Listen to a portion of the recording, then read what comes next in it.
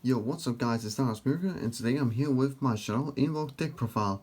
So, I know I made, and I'm finally back again, and I know I made something back in April, but it was not like the most positive response as I hoped it would have, because, yeah, I feel like you guys wanted to see some deck profiles instead, and some tops instead, but, yeah, but we're still like slowly trying to return back to normal with all this pandemic stuff, so I was like, why not just make a deck profile again and try to like come a little bit back? So why not? So and I looked through a lot of the things I like to have to play actually, and I feel like Shadow was actually a really fun deck to actually play, just to play something new because I have played Grave for a long time now, and I feel like I really like Shadow Invoked actually because mostly I just like the Invoked have honestly.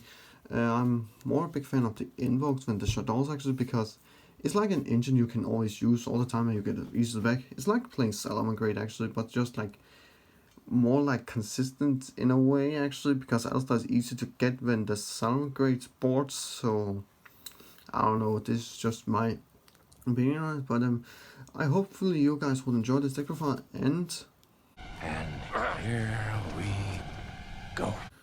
so start off the deck profile. We of course have our three Alistar. It should be no surprise, like it's the daddy of the deck, aka shout out to Danglo, my good friend. First of all, because he inspired me to play the invoked stuff. Why not just do it? And so I really liked this a lot. Free Alistar, you definitely must. Shadow package I played. I changed a little bit from the locals when I played, so but for this, but for the most recent local I played again, I played these basically 6 copies of Windy. I mean, sorry. Um, Skomana, I played a 2 at 4 because I tried to had space for some hand traps actually, because you need a lot of hand traps to actually compete in the meta right now. And 2 Skomana was fine because I started playing only 10 shaddolls, but I actually go up to a little bit more actually this time, so double hit shock, beast, dragon, and Ariel. I butcher names really easy, so I'm sorry for that. But I really like this shadoll package actually. 10 shaddolls was fine to start with, but I come down now to 11 because I tried to make, because I feel like sometimes I was missing a shadoll sometimes at some of the old locals. I played 3 locals at the moment these last I think 3 weeks now, and I personally have done decently well. We don't have the most active locals right now because not everyone wants to go to it. So I have actually played in total 13 matches actually. I only lost 6 and I won the rest. So it's like 7 wins and 6 losses. It's fine. But I feel like this is kind of like the more. But I feel like I really like this lineup of shaddolls because sometimes I was missing a shaddol and feel like having it more consistent was pretty much better. So having the first commander really helped yesterday. Actually, it was really good. Actually, it kept me a little bit. It got me a little bit back sometimes. So it was really good to have. And only Trick Clown. I played Damage Juggler before the 2 other locals, but I cut Damage Juggler in the end for the first commander. So because there were some times where I just like, there were so many times where I just drew juggler and I couldn't do a whole lot because I needed a fusion spell too, and I mean it can technically be a hand trap against the FTK Rocket FTK deck, but it's only against that, and pretty much you have, and if you open with juggler you have to use your gnomes. You can use your gnome summon on this, but I was like, if you have Alistar then you can't really use it at all, so it didn't really do a whole lot for me anyway. So I feel like this is more fine of a lineup. So I really like just playing juggling Trick Clown is fine. You can argue if you want to play Damage Juggler yourself, but I really like this line and playing without Juggler at all. And I said you need a lot of hand traps this meta, so I played of course a lot of hand traps. Trouble Ash, Trouble Veiler, and my favorite hand trap, the Gamma package. So I like this a lot more than Ash actually, because Gamma can pretty much like end people's turn sometimes if you hit them pretty hard in a specific spot, especially against an Emancipator.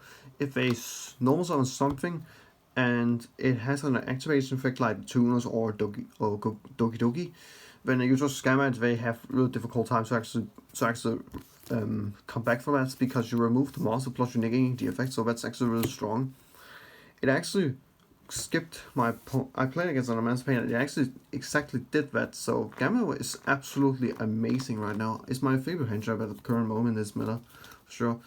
I would have played Nibiru instead of Infect Veiler, maybe just two Nibiru and maybe a third hand trap, I don't know, but I decided to just, I think Velas was actually more fine than that because sometimes, because if I go first, for example, and I end on Winter, then pretty much what can Nibiru do for me? Not a whole lot because I can't summon Nibiru if I have Winter on the field. So Velas is sometimes more useful and universal than that.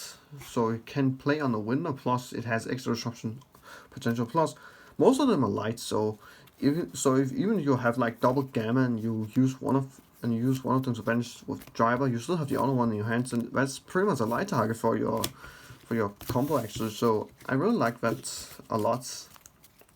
Even though you still need a fusion spell and backups, of course, sometimes, but I will still, but be realistic. Gamma is just absolutely absurd, and it's pretty much a must in most decks actually if you can afford it in the deck. So, and now for spells, triple meltdown, 4 of them because of terraforming, of course.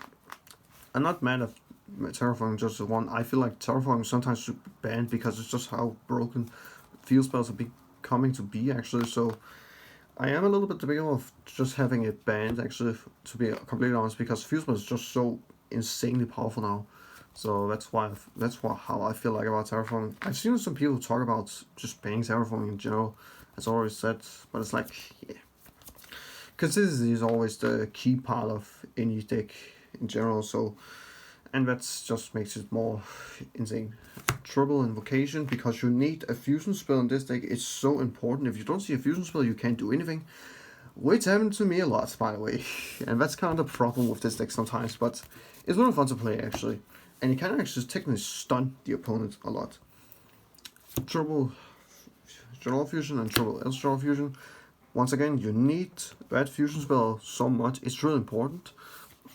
I feel like I actually have played Shadoll fusion with my opponents having an extra mouse on board, like more often than them not having it on the field.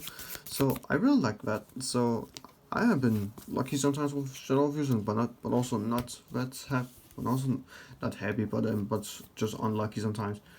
Foolish Barrel because it's like consistency for the Shaddolls, and the last card is Rash Shadoll Fusion.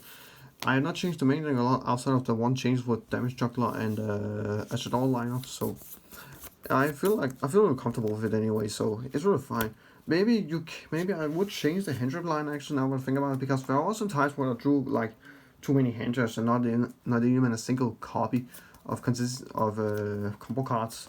Also, there were some times where I actually had Elstar at the same time, so that was perfectly fine. Just having Mega Bar to protect yourself plus hand traps, so that was fine. But speaking of the devil himself, double Mega Bar, I'm thinking I want to play free because this card is so insane, like for real. It's just so good. But well, while saying I want to play free, it's like there are some instances there has been some instances where I could have used the third one, but it was only a small portion of like the matches. One pack of trio, you usually just summon this when you know you can push for game, so just hold it as long as you can, and when you see an opening for it, okay, just push for game with it. Kaliga, I don't know if I like Kaliga a lot or not actually, to be honest. Like, I've made it only once out of like the 13 matches actually, so I honestly don't know if I like this or not. I not made it only once, so I don't know. And yeah, this is just how I feel about it. Shaddolls, to construct you need to window, of course, and the one of the new one, I butcher names really easily, so I don't want to say it. I just say it's the new fusion, of course. Like, I really like this lineup a lot. I don't think you need to change changed a whole lot. Maybe you can play something like, I don't know, the Earth Shaganaga, because you can super poly Emancipators and just like, so it's really easy to actually super poly your opponent. I was thinking of playing it because you can play super poly in it against an Emancipator. So, and people are saying like, oh, super poly doesn't do anything against an Emancipator, then you can just play Shaganaga and it's perfect fine. So that was for the fusions. Now for the links. I played a lot of links actually. Madness, because you really need one in this deck, because it gives you a lot of extra utility with getting more invocations at the same time. By the way, its search effect is not once per turn, so you can search as long as your cards are discarded is fine. And you can also use itself to make Mega Power Purgatory or whatever. Lampa. This is more because I play, of course, Gamma. So it can also create some mind games against your opponent, because when you summon this, and even though you know you don't have Gamma, you can just summon this and put some mind games on your opponent if you want to hand trap you with like Nibiru, Ash, something like that. Just to name a few. You can just summon this and create some mind games with the hand to like think about, and the hand to like see if you have it or not. Depending on how crucial some of the hand traps can hit you, of course. You can technically still play under Nibiru in some instances, depending on what your hand is. So I'm not gonna Nibiru once right now, so I'm not made, and also I'm not made this at all, because once again, it's sometimes it's difficult to actually make a link to if you don't want to go full combo on, of course. Crush Sheep. I really like Crush Sheep a lot. It helps you a lot to get a lot of your monsters back, and so you have like more defense options, plus you have more access for your winter plays, so you can end on this, so you can end on winter plus sometimes mega, but depending on what you have, because you're going to madness with Crush Sheep and Construct sometimes, and then you have like already two shaddolls on the field, and you can just make win on your opponent with Eldrad Fusion if you don't get interrupted, of course. Now for the last ones is Gardener, Amarage, because you need for the Alistar, and the last card is Gravity Controller.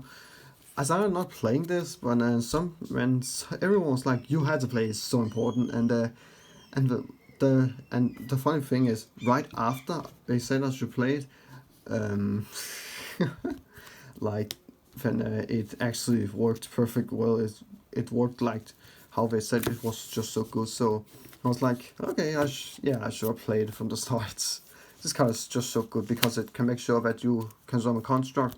In the extra monster zone, summon this, you already have a Darkin on the field, so you don't need extra cards to actually make what's that called, pointer. So that's pretty much wraps up the deck. And I really enjoyed this deck actually. It's not the best one because it has some flaws, of course. Right, once again, when I mentioned about having a fusion spell and all that, but it's really fun to play actually, and I really like it. So I know this was a kind of weird video to make, but that's what I can say. But thank you guys so much for watching. Be sure to like, subscribe to the channel if you haven't already, and let us hit that 100 subscriber mark. Like, we are actually really close for some odd reason. I actually find it kind of surprising. But thank you guys so much for watching, and see you guys next time.